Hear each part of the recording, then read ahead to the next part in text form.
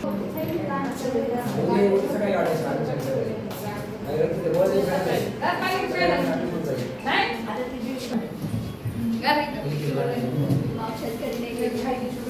घरी नाही गेले इथंच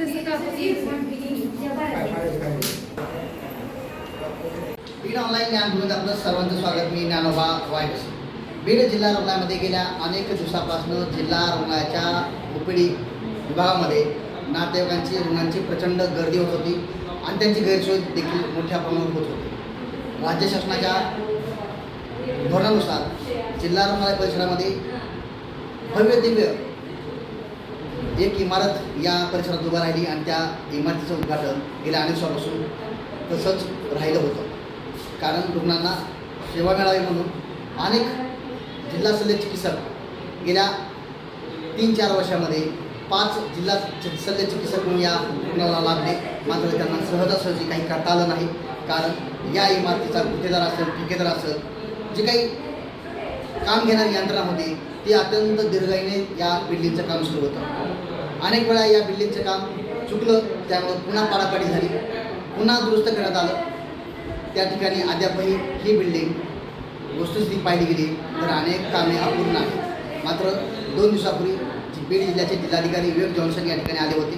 त्यांनी पाहणी केली, रुग्णांची हेळसांड पाहता आणि ही इमारत लवकरात लवकर वर्किंगमध्ये आणावं आणि रुग्णांना दिलासा द्यावा याच पाठीमागं उद्देशानं काल 2 दिवसापूर्वी या ठिकाणी आल्यानंतर संबंधित मित्रांना त्यांनी झापलं होतं, त्यांना बोलले आणि ही बिल्डिंग लवकरात लवकर चालू करावी. त्याच धर्तीवर आज ओपीडी आजपासून या नव्या इमारतीमध्ये लहान मुलं आहेत त्यांची ओपीडी आणि त्याचबरोबर माता गरोदर माता असतील त्यांची तपासणी ओपीडी जिल्हा रुग्णालयाची आता या नव्या इमारतीमध्ये आजपासून सुरू झाली आहे. माझ्या पाठीमागं पाहिलं गेलं हे सध्या शिफ्टिंगचं काम सुरू आहे. जे काही बाल माता संगोपन ही जी काही नवी इमारत आहे त्यांची इमारतीचं काम सध्या या विभागामध्ये शिफ्टिंग सुरू आहे. पाहायला गेलं तर जे काही साहित्य आहे, जुनं रेकॉर्ड आहे ते जुनं रेकॉर्ड या ठिकाणी आता लावण्यात येईल. या ठिकाणी शुद्ध केलं जातं, या ठिकाणी आणलं गेलं आहे. त्यामुळं येणाऱ्या काळात संपूर्ण परिसर हा फक्त महिला आणि जे काही लहान मुलं असतील, नवजात बालकं असतील त्यांच्यावरच या ठिकाणी या बिल्डिंगमध्ये उपचार होणार आहेत.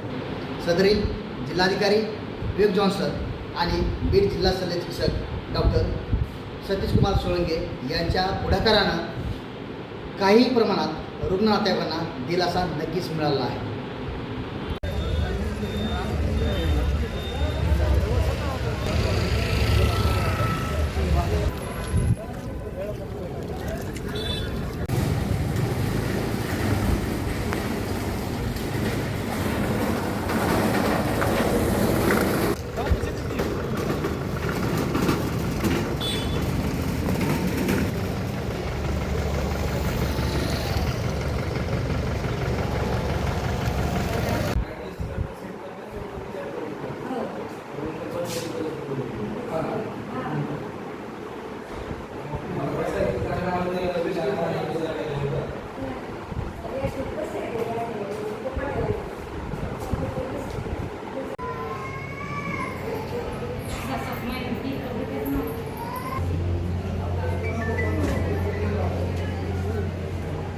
तीन आहे ते लेबर